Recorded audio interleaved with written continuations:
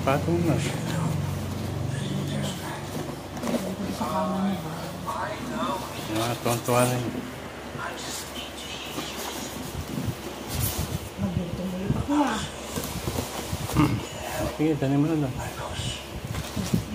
Lalagay ko sa kama niya, kasama yung mga yan.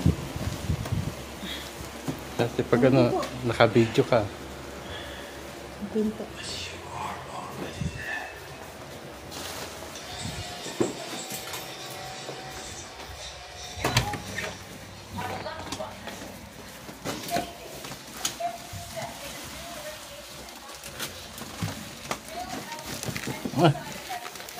Ay, malis dyan. Laki ng tiyan mo eh.